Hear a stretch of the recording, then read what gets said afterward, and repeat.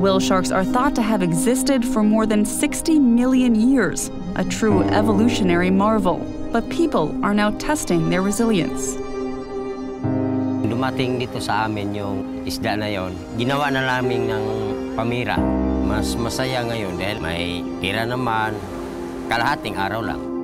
It's our fault. We've already destroyed so much of their environment. The least we can do is try to protect what's left of them.